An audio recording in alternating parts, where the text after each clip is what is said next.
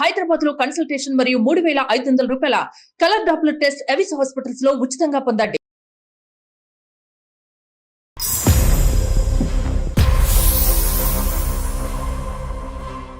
Welcome to అందమైన జీవితం. నమస్తే డాక్టర్ గారు. నమస్తే. సో చాలా అర్జెంట్, నాకు మీ వైపు నుంచి డాక్టర్ గారు ఒక సలహా కావాలి అని చెప్పారని చెప్పేసి ఫస్ట్ ఒక 15 ఉందనగా ఒక 4 రోజుల క్రితం అమ్మాయి ముహూర్తాలు, వెడ్డింగ్ మొత్తం అన్ని అందరికి చెప్పుకోవటం, కళ్యాణ మండపం మాట్లాడుకోవటం, మిగతా ఏర్పాట్లు అన్ని చేసేసుకున్నారు. ఒకసారి మాట్లాడదామండి. ఎందుకంటే మనం లైఫ్ ఈవెంట్స్ అంటూ ఉంటాం. అవునవును. అలాంటి లైఫ్ ఈవెంట్స్ లో అతి ప్రమాదకరమైనది పెళ్లి డిసైడ్ అయిన తర్వాత క్యాన్సిల్ అవటం. అవునండి, అవునవును. రెండు కుటుంబాలని కంప్లీట్ గా.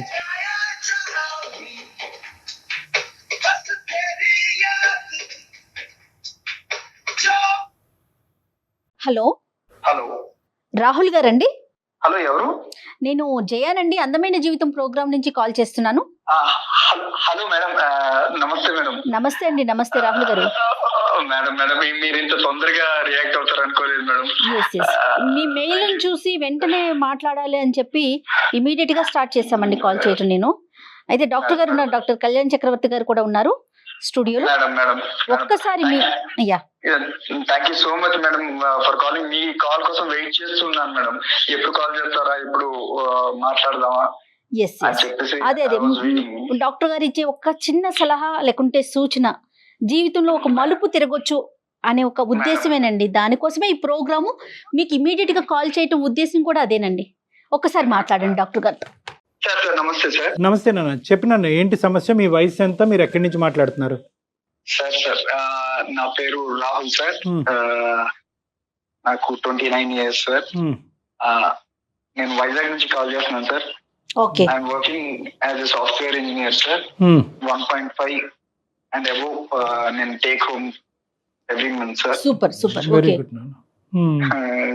సార్, యాక్చువల్లీ నా బాధ ఏంటంటే సార్, నేను ఎందుకు మెయిల్ చేశానంటే సార్, నేను ఎన్నో సంబంధాలు చూసాను సార్, కానీ ఏది నచ్చలేదు. నేను రీసెంట్ గా ఒక సంబంధం చూసాను సార్. ఆ అమ్మాయి బాగా నచ్చింది సార్ నాకు. చాలా చాలా అంటే చాలా బాగా నచ్చింది. మంచి బ్రాడ్ మైండెడ్ మంచి అమ్మాయి. తనతో మాట్లాడిన తర్వాత ఆ పెళ్లి చూపుల్లో నాకు తెలిసింది సార్. నేను ఆ పెళ్లి చూపులు అయిపోయిన తర్వాత ఒక 7 to 8 times ఫోన్ లో కూడా మాట్లాడాను సార్ అమ్మాయితోని. ఇంకా మా నాన్నతో చెప్పాను, నాన్న నాకు ఎలాంటి కట్నం వద్దు మనకి, నాకు అమ్మాయి చాలా బాగా నచ్చింది, ఈ అమ్మాయినే చేసుకుంటాను నేను అని చెప్పేసి అంటే, ఇంకా మా అమ్మ నాన్న వాళ్ళు చాలా సంతోషంగా ఫీల్ అయ్యారు సార్. ఫీల్ అయ్యి ఓకే అక్కడికి వీడు పెళ్లికైతే ఒప్పుకున్నాడు కదా అని చెప్పేసి వాళ్ళు డిసైడ్ అయ్యి చాలా అరేంజ్మెంట్స్ చేసుకున్నాం సార్. అంటే అన్ని వచ్చిన సంబంధమేనా రాహుల్ ఇది? అవును మేడం, అవును మేడం. మొత్తం అన్ని అరేంజ్ చేసుకున్నాం మేడం. మ్యారేజ్ చాలా గ్రాండ్ గా చేయాలి, అంగరంగ వైభవంగా చేయాలి అన్న ఇదితోని అరేంజ్ చేసుకున్నాం మేడం. అరేంజ్ చేసుకున్న పెళ్లి కార్డులు కూడా అన్ని కొట్టించేసాం మేడం. కొట్టించేసిన తర్వాత సడన్ గా ఏమైందో, నాకు ఈ మ్యారేజ్ వద్దు అని చెప్పేసి క్యాన్సిల్ చేసేయండి అని చెప్పేసి అన్నదండి. దేనికో అర్థం కాలేదు మేడం, ఎందుకు ఇలాగ అన్నదో అర్థం కాలేదు. ఇంకా వాళ్ళ నాన్నగారిని అడిగాను, అంకుల్ ప్రాబ్లం ఏంటి, అసలు కాజ్ ఏంటి, నా వల్ల ఏమైనా తప్పు జరిగిందా, నేనేమైనా తప్పు చేశానా, నేను తనతోని మాట్లాడిన 7-8 సార్లు కూడా ఫోన్ లో పద్ధతిగానే మాట్లాడాను. దెన్ వై షీ రిజెక్టెడ్ మీ. అమ్మాయితో మాట్లాడారా మీరు? మళ్ళీ ఎందుకు రిజెక్ట్ చేసింది ఏంటని మాట్లాడదామని ట్రై చేస్తుంటే నా కాల్ లిఫ్ట్ చేయట్లేదు మేడం, నా కాల్ కట్ చేస్తుంది. Few questions Rahul. ఒకటి, ఆ అమ్మాయిలో ఏం నచ్చింది రాహుల్ నీకు అంత ఇదిగా? అంటే చూడటానికి అందంగా ఉంటుందా, చదువా, లేదంటే డిసిప్లినా, ఏంటి, ఏం నచ్చింది మీకు? ఏం చూస్తున్నారు మీరు? ఒక అమ్మాయిలో ఏం చూసేవారు పెళ్లికి ముందు? ఆ అమ్మాయి మాట్లాడే విధానం బాగుండాలి. అమ్మాయి నాకు అందంగా తెల్లగా ఇది అన్నది కాదు సార్. ఆ అమ్మాయి ఎంత పద్ధతిగా ఉన్నది అన్నది నాకు కావాలి. దానికోసమని ఆ అమ్మాయి పెళ్లి చూపుల్లో ఎంత పద్ధతిగా ఉందో, ఎంత పద్ధతిగా మాట్లాడిందో, ఆ డిసిప్లిన్ అదంతా చూసి కూడా నాకు చాలా బాగా నచ్చేసింది సార్. ఇప్పుడు మీరు మాకు చేయడానికి కారణం ఏంటి నాన్న? Why did you call us?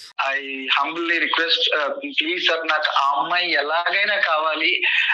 మీరు నా తరపు నుంచి ఆ అమ్మాయికి కాల్ చేసి కాజ్ ఏంటో కనుక్కొని నాకు మళ్ళీ ఆ అమ్మాయి నన్ను ఒప్పుకొని నన్ను పెళ్లి చేసుకునేలా చేస్తారు అన్న ఇంటెన్షన్ తోని నేను మీకు మెయిల్ చేశాను sir. Please help me sir. పెళ్లి కుదిరిన తర్వాత ఇలాగ వెనకడుగు వేయటం ఎంతో బలమైన కారణం ఉంటే తప్ప ఇలా వెనకడి వేయటం అనేది అబ్సల్యూట్లీ తప్పు నాన్న.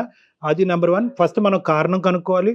నెంబర్ 2 మోస్ట్ ఇంపార్టెంట్ ఏంటంటే కలుస్తారా లేదా అనేటటువంటిది మా చేతుల్లో ఉండదు. ఓకే, మేము మాట్లాడతాం, కారణం కనుక్కుంటాం, దాన్ని బట్టి ఒక కౌన్సిలింగ్ అనేటటువంటి చేద్దాము. అవుతుందా లేదా అనేటటువంటిది మనం పరిస్థితి బట్టి ఆలోచిద్దాం. ఈ మధ్యలో మీరు ఎప్పుడు కలవలేదండి డైరెక్ట్ గా? అంటే బట్టలు కొనడానికి పెళ్లి పనుల మీద ఎక్కడైనా మధ్యలో కలిసారా రాహుల్ ఒక్కసారైనా? లేదు మేడం, అంటే ఫోన్ లో తప్ప డైరెక్ట్ గా Okay. కలవలేదు మేడం. కలుపుదాం. ఓకే, ఫోన్ నెంబర్ ఉందా నాన్న? ఉంది సార్, ఉంది సార్. ఒకసారి నాకు మెసేజ్ చేయండి, నేను తనతో కాల్ చేస్తాను. ఏమండి, తన నెంబర్ మనం ఎందుకు రివీల్ చేయటం? ఎస్, డాక్టర్ గారు రాహుల్ లైన్ లో ఉన్నారండి. నేను అమ్మాయిని తీసుకుంటాను కాల్లోకి. రాహుల్, మీరు ఏం మాట్లాడకండి, ఒకసారి తనతో మాట్లాడేశాక నేను మిమ్మల్ని లైన్ లోకి తీసుకుంటాను. రైట్? సరే మేడం, సరే మేడం. ఓకే.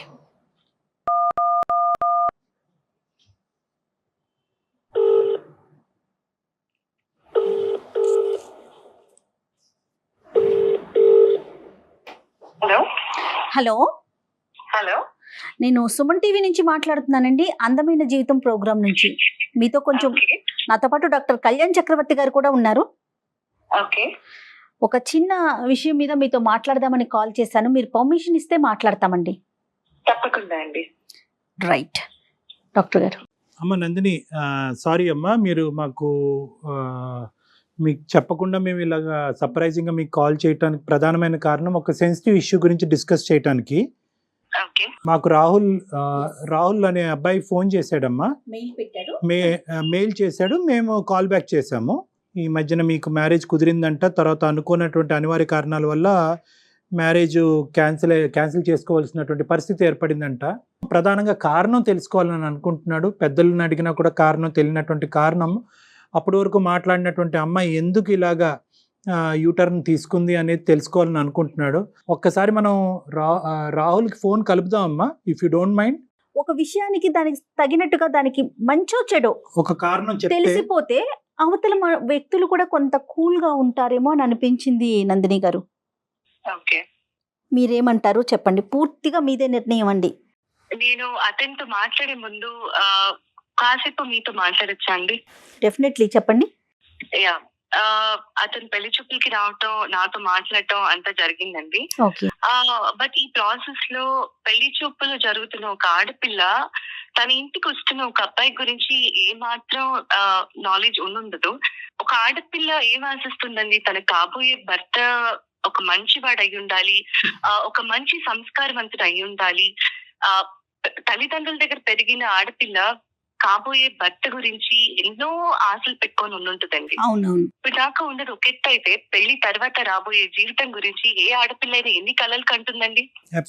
నా తల్లిదండ్రులు ఒక సంబంధం తీసుకొచ్చి, అమ్మ ఒక అబ్బాయి వస్తున్నాడు, నేను చూడటానికి వస్తాడు అని చెప్పినప్పుడు చాలా సంతోషంగా ఎన్నో ఆశలతోటి వచ్చానండి. నేను కూడా యాక్సెప్ట్ చేశాను అబ్బాయిని.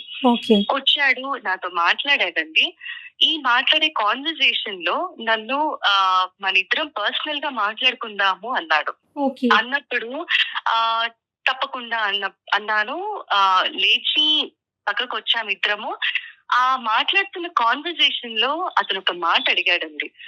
ఒక ఆడపిల్లని అది ఇష్టపడి లేకపోతే ఖచ్చితంగా ఆ అమ్మాయిని పెళ్లి చేసుకోవాలనుకుని వచ్చిన ఒక అబ్బాయి కాబోయే ఒక భార్యని అడగాల్సిన మాటేనా కాదా అన్నది నేను చెప్పిన తర్వాత పెద్దవాళ్ళుగా మీరే ఆలోచించండి. చెప్పండి అమ్మా. నేను చెప్పలేకపోతున్నానండి. అయ్యో, ఒక గౌరవ మర్యాద కుటుంబంలో పుట్టి పెరిగిన ఆడపిల్లని నేను చాలా సంస్కారవంతంగా మాట్లాడతాను ఎవరితో అయినా సరే. అలాంటిది నన్ను పట్టుకొని అయ్యో వర్జిన్ అని అడిగాడండి. ఒక భర్తగా అతను నా ఇంటికి వచ్చినప్పుడు అతన్ని నేను పెళ్లి చేసుకోబోతున్నాను అని నేను మనసులో ఫిక్స్ అయిన తర్వాత అయ్యో వర్జిన్ అని అడిగిన ఆ ప్రశ్నకి ఒక ఆడపిల్ల ఎలా రియాక్ట్ అవ్వాలండి? అలాంటి వాడు రేపు నన్ను ఏం చూసుకుంటాడండి? రేపు నేను పాలవాడితో మాట్లాడినా పేపర్ వాడితో మాట్లాడినా అనుమానిస్తాడు కదా. అలాంటి వాడిని నేను ఎలా పెళ్లి చేసుకోవాలి? తన ఫ్రెండ్స్ వల్ల అయ్యి ఉండొచ్చు, లేదంటే తను పెరిగిన బ్యాక్గ్రౌండ్ అయ్యి ఉండొచ్చు. మేబీ ఇది ట్రెండ్ ఏమో ఈ మధ్య జనాలు ఇలా అడగటాలు కాబట్టి వాళ్ళు క్యాజువల్ గా అడిగాడేమో అని కూడా అనుకున్నానండి. కొద్ది రోజులు నేను టైం కూడా తీసుకున్నాను. అందుకే ఈ ఒక్క మాట అడిగిన దానివల్ల నేను ఇంత మనసు చంపుకొని ఈ సంబంధానికి ఒప్పుకోవాలా? నాకేమంత అవసరం? లోపల నేను ఎంత కృషించిపోయానో నాకు తెలిసింది. ఆ మాటకి అతని మొహం చూడాలన్నా, తిరిగి మళ్ళీ అతనితో మాట్లాడాలన్నా నాకు ఎలా మనసు వస్తుంది?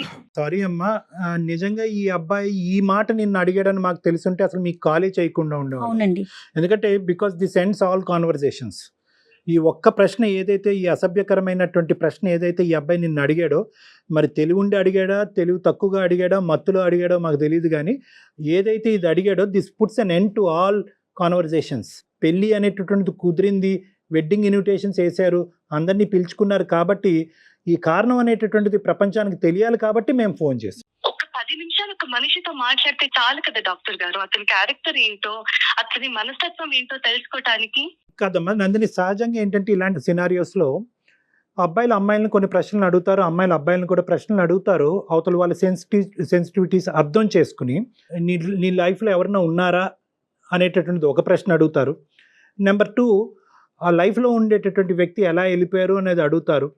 డైరెక్ట్గా ఈ ఫిజికల్ ఇంటిమసీకి సంబంధించినటువంటి ఒక అంశాన్ని, చాలా సెన్సిటివ్ అంశం ఒక ఆడపిల్లకి, ఆ అంశం ముట్టుకునేటప్పటికి మీకు చాలా మనసు చాలా హర్టింగ్ అనిపించింది, మనసు విరిగిపోయింది.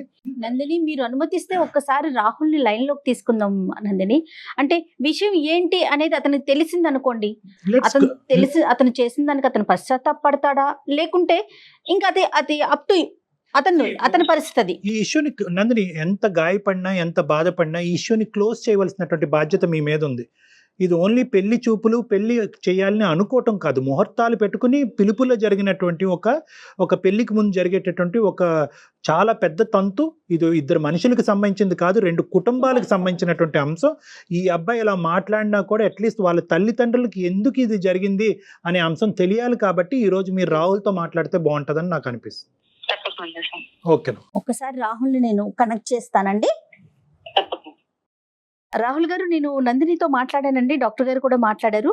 ఒక్కసారి మీతో మాట్లాడతారట. దయచేసి ఇష్యూని పెంచుకోవద్దండి, ఒకసారి ఆవిడ ఏం చెప్తున్నారో వినండి. ఓకే నందిని గారు, రాహుల్ లైన్ లో ఉన్నారండి, మాట్లాడండి. హలో హలో నందిని, నేను రాహుల్. చెప్పు రాహుల్. అది కాదు నందిని, ఎందుకు రిజెక్ట్ చేసావు చెప్తావా నందిని? నువ్వు నాతో ఏమన్నావు? పర్సనల్ గా మాట్లాడడం ఇద్దరు అన్నావా? పెళ్లి తీసుకెళ్ళి మరి అన్నావు కదా. నువ్వు ఇంత మెసేజ్ చేసి పబ్లిక్ లో పెట్టావు కదా ఇష్యూని. ఇంకా నేను పబ్లిక్ లోకి వచ్చాక కూడా చెప్పకపోతే, నువ్వు నన్ను ఎంత హర్ట్ చేసావు అన్నది చెప్పకపోతే, నలుగురిలో నేను తలదించుకొని బతకాల్సిన అవసరం వస్తుంది. నువ్వేం అడిగావు నన్ను ఒకసారి గుర్తు తెచ్చుకో రాహుల్. వర్జిన్ అని అడిగావు, నన్ను పట్టుకొని నువ్వు వర్జిన్ అని అడుగుతావా? ఏమనుకుంటున్నావు నీ గురించి? ఇదేనా నీ సంస్కారం? ఇదేనా నీ తల్లిదండ్రులకు నేర్పించే నీ సంస్కారం? ఒక్కసారి ఆలోచించలేదా రాహుల్? నన్ను అంత ఇష్టపడ్డానన్నావు కదా రాహుల్. ఇలాంటి మాటను అడగాల్సింది ఒక కాబోయే భార్యని. ఇష్టపడిన వాడు ఇలాంటి మాట అడుగుతాడు కాబోయే భార్యని పట్టుకొని? సారీ రాహుల్, నువ్వు నన్ను చాలా బాధ పెట్టావు రాహుల్.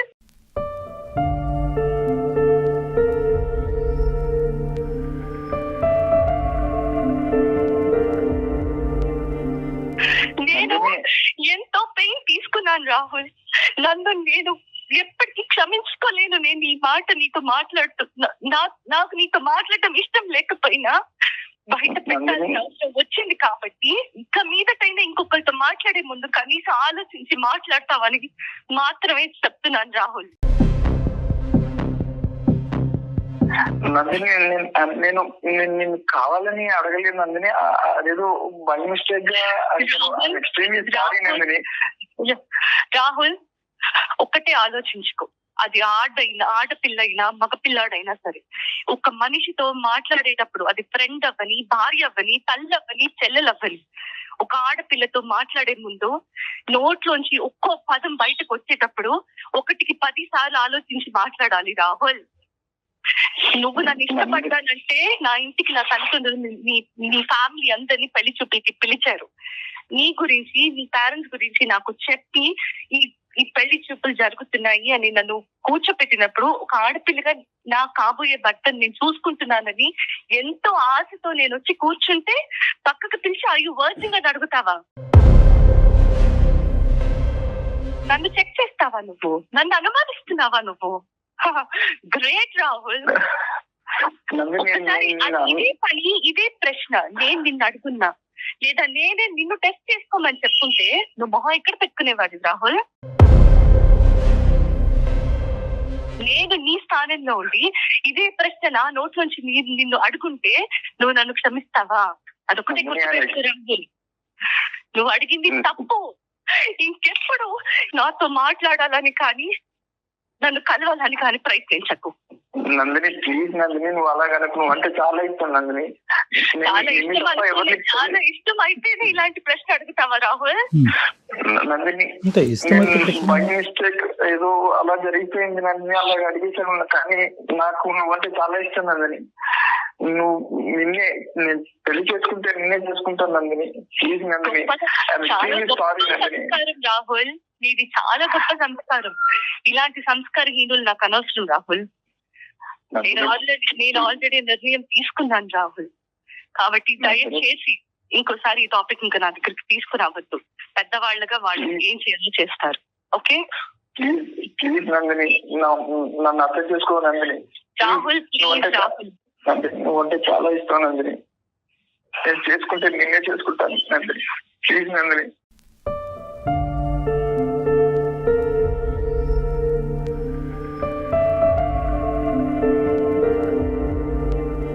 నందిని, మాట్లాడు నందిని. Sorry doctor, emotional. నా వల్ల తప్పు జరిగిపోయిందండి. అంటే నేనేదో బై మిస్టేక్, నేను కావాలని నందిని నేను అనుమానం పడలేదు, లేకపోతే నన్ను అలా అడగాలని అడగలేదు. బై మిస్టేక్ గా వచ్చేసింది. కానీ నేను చేసిన తప్పే డాక్టర్ గారు. కానీ పెళ్ళంటే చేసుకుంటే నందిని నేను చేసుకుంటాను డాక్టర్ గారు. పోష్ కల్చర్ని ఎక్కడెక్కడ పెట్టుకోవాలో అక్కడ పెట్టుకోవట్లేదు. అనవసరమైన ప్లేసెస్లో ఆ కల్చర్ని మనం అడాప్ట్ చేసేసుకోవటం అసలు మన కల్చర్ అండి ఇలా మాట్లాడటం అనేది.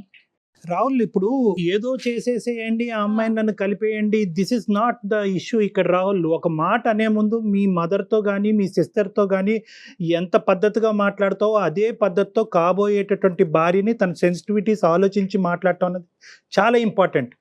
ఈరోజు బహుశా నందిని అక్కడ ఉంది కాబట్టి కొంతమంది అమ్మాయిలు ఉంటారు, వాళ్ళు ఇంకో పద్ధతిలో అర్థం చేసుకుంటారు. ఓకే, నా క్యారెక్టర్ గురించి అడుగుతున్నాడు కాబట్టి నీ క్యారెక్టర్ ఏంటి అని అడగచ్చు.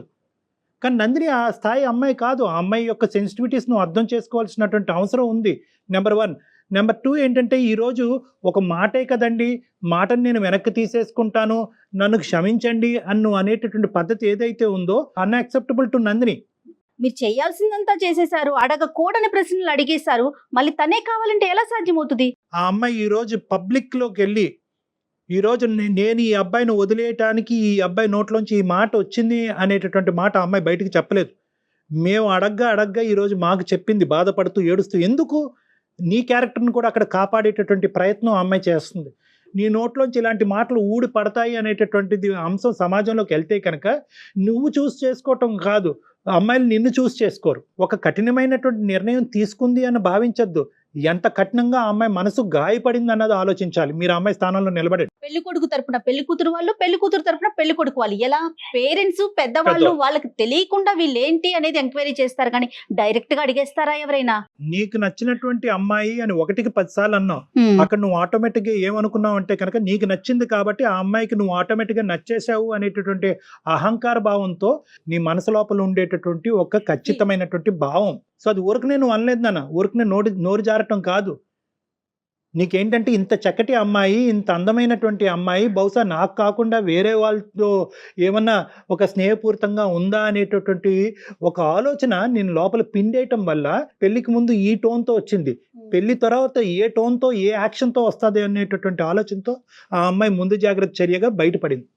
4 రోజుల ముందు క్యాన్సిల్ చేసుకుంది తను. ఒక పెళ్లి కుదిరిన తర్వాత ఈ సంఘటన జరిగింది అన్నది ఒక్కటే ఒక ప్రధానమైనటువంటి బాధ. రెండోది ఏంటంటే ఇక్కడ కేవలం మాట అన్న నువ్వు ఒక్కడవే కాదు, నీ కుటుంబ సభ్యులందరూ కూడా సమాధానం చెప్పుకుని బాధపడేటటువంటి పరిస్థితి వస్తుంది. రేపొద్దున ఇంకో సంబంధం వచ్చినా కూడా అది ఎటువంటి పరిస్థితుల్లో ఎలాంటి సంబంధం వస్తుంది అనేటటువంటి ప్రశ్న అందరి మనసులో ఉంటుంది. మాకు సారీ ఎందుకు నాన్న, నీ జీవితానికి నువ్వు సారీ చెప్పుకోవాలి, నీ జీవితానికి నువ్వు చేసుకున్న పనికి నువ్వు సారీ చెప్పుకోవాలి. Anyway whatever it is, you have learned a lesson. ఒక అమ్మాయి యొక్క సున్నితమైన మనస్తత్వం గురించి నేర్చుకున్నావు. Move on and try to see another girl. మళ్ళీ ఇంకో అమ్మాయిని చూడండి, పెళ్లి చూపులు కానివ్వండి, మీరు మంచి పొజిషన్లో ఉన్నారు, మీ మనస్తత్వం మనసు కూడా మంచిదే అని నాకు అనిపిస్తుంది. You go head and try to see for better alliances నాన్న. అండ్ వన్ మోర్ థింగ్ ఏంటంటే ప్రతి అమ్మాయికి కూడా మనసు ఉంటుందండి, మాట్లాడేటప్పుడు చాలా జాగ్రత్తగా మాట్లాడండి. Madam sorry madam, extremely sorry. కానీ ఈ ఇష్యూని ఇంతటితో వదిలేసేయండి రాహుల్. అమ్మాయి అంటే నాకు ఇంకా వద్దండి. ఇష్టపడ్డారు, అభిమానించారు, భార్య కింద చేసుకోవాలి అని అనుకున్నారు. ఒక పొరపాటు పనుల వల్ల ఆ ఇష్టం కాస్త ఇప్పుడు దూరం అయింది, అంతే. ఇంక అక్కడితో వదిలేసేయండి. ఇంకా నాకు ఇష్టం, ఇందాక అమ్మాయి ఒక వార్నింగ్ ఇచ్చింది మీకు, ఇంక ఇక్కడితో వదిలేసాయి. నాకు కమ్యూనికేట్ చేయటం కానీ, సంప్రదించటం కానీ, నెగోషియేట్ చేయటం కానీ చెయ్యొద్దు. ఆ మాటకి నా మనసు గాయపడింది, దీన్ని ఇక్కడితో వదిలేసాయి అని చెప్పింది కాబట్టి అట్లీస్ట్ ఈ మాట కన్నా ఆ అమ్మాయి రెస్పెక్ట్ ఇవ్వండి. రెస్పెక్ట్ ఇవ్వండి. Sir I am seriously apologize sir. Okay ఈ ఇష్యూ ఇంతటితో వదిలేసేయండి Rahul. Okay, console yourself Rahul, console yourself. మిమ్మల్ని మీరు కంట్రోల్ చేసుకోండి, మూవ్ ఫార్వర్డ్ ఇన్ లైఫ్. ఇలాంటి సంఘటనలు జరుగుతూనే ఉంటాయి జీవితంలో. మళ్ళీ బెటర్ అవకాశాలు, బెటర్ ఆపర్చునిటీస్ రావాలి అని కోరుకోవాలి. వచ్చినప్పుడు మాత్రం కొద్ది జాగ్రత్తగా వ్యవహరించాలన్నది మాత్రం గుర్తుపెట్టుకోండి. రైట్ రాహుల్. నందిని ఉన్నారా మీరు లైన్ లో? తను కట్ చేసేసింది, తనకి ఇంకా మాట్లాడటం ప్రొలాంగ్ చేయడం నచ్చట్లేదు.